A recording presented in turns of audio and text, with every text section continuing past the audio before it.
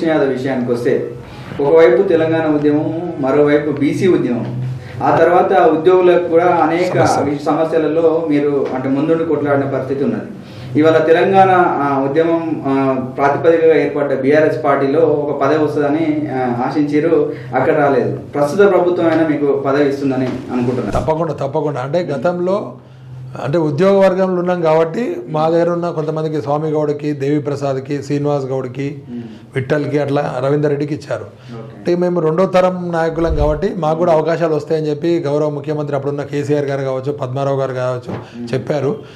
అంటే మేము ఉద్యమంలో పార్టిసిపేట్ చేసినాం తప్ప ఇప్పుడే చెప్పాము, జీతం కోసం కాదు, జీవితం తెలంగాణ ప్రజలకు, తెలంగాణ ఉద్యోగులకు, తెలంగాణలో అన్ని సంబంధ వర్గాలు మంచిగా ఉండాలని చెప్పి మా ఉద్యోగాలు త్యాగాలు చేసి రోడ్డు మీదకి వచ్చి సకల సహాయ నిరాకరణ, రైల్ రోకో, చెలో ఢిల్లీ, ఎన్నో వినూత్న కార్యక్రమాల్లో నా వంతు పాత్రగా, ఎందుకంటే అప్పుడు నాకు ఇచ్చిన అవకాశాన్ని అందరికీ ఉపయోగపడాలని చెప్పి సంబంధ వర్గాలకు ఉపయోగపడే విధంగా చేసినాం తప్ప ఏదో వస్తుంది. కానీ అంటే రాజకీయం అనేది ఏం పెద్ద తప్పేం కాదు, అందరు చేయొచ్చు.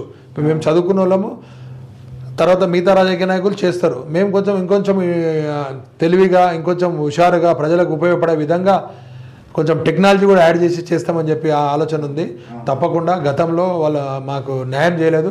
కనీసం మా శ్రీమతి గారి కన్నా ఏదైనా కార్పొరేట్ టికెట్ ఇస్తారనుకున్నా, చైర్మన్ ఇస్తారనుకున్నా, అంటే నా బదులు ఆమెకన్నా ఇస్తారనుకున్నా, కానీ అది కూడా ఆశా భంగం పరిచారు.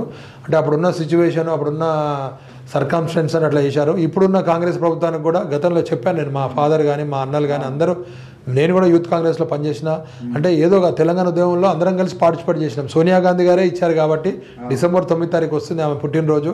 అప్పుడు కూడా 2013లో కూడా ఆమెనే డిక్లేర్ చేసింది కాబట్టి ఎప్పటికీ మేము కాంగ్రెస్ వాదులమే. కానీ తెలంగాణ ఉద్యమంలో అలాంటి పాత్ర పోషించాం కాబట్టి ఇప్పుడున్న కాంగ్రెస్ గవర్నమెంట్ కూడా ఖచ్చితంగా మాకు ఇంకొక 3-4 సంవత్సరాలు సర్వీస్ ఉంది. ఖచ్చితంగా ఏదో ఒకటి మాత్రం తప్పకుండా వస్తుందని ఆశించడానికి ఏం తప్పేం లేదు.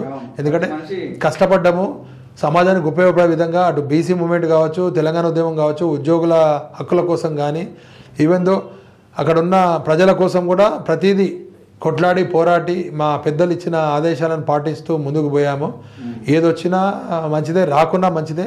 ఇప్పటికీ ప్రజలకు ఇట్లా ఉపయోగపడే విధంగా బీసీలకు కావచ్చు, ప్రజలకు కావచ్చు, పర్టికులర్గా మా కమ్యూనిటీలో ఉన్న యాదవ యువతకు అందరికి కూడా ఉపయోగపడే విధంగా ఉంటానని చెప్పి 24/7 ఎప్పుడు నా ఫోన్ కానీ, మా ఇల్లు కానీ, మా ఆఫీస్ కానీ ఓపెన్ ఉంటుంది. దయచేసి ఎవరన్నా వచ్చి మాకున్న పరిచయాలతో మీకు పనులు చేసుకోవాలి. హైదరాబాద్ నుంచి ఆదిలాబాద్ వరకు, హైదరాబాద్ నుంచి అనకాపల్లి వరకు కూడా పరిచయాలు ఉన్నాయి.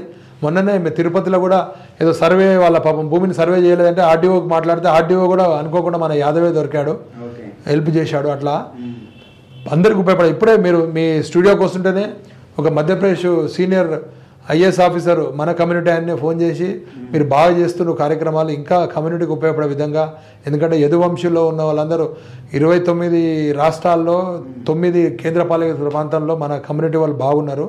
దయచేసి వాళ్ళందరినీ అవేర్నెస్ చేసి చదువులో ముందుకు వచ్చేటట్టు చేయండి. మీరు చదువే రేపు జీవితం ఉంటుంది. వాళ్ళకు వ్యాపారం చేస్తే అక్కడి వరకే ఉంటుంది. తర్వాత పెద్దలు చేసిన వ్యాపారాన్ని కంటిన్యూ చేస్తూ పోవడానికి తప్పేం లేదు.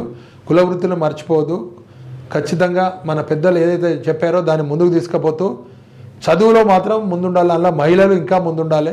ఒక్కొక్కరు నాకు చూస్తే ఆశ్చర్యం అనిపిస్తుంది. ఐఏఎస్ ఐపీఎస్లలో ప్రతి సంవత్సరం కేంద్ర ప్రభుత్వం పెట్టే దాంట్లో ఫస్ట్ లిస్టు రాగానే చూస్తా ఒక 40 మంది 30 మంది ఉంటారు.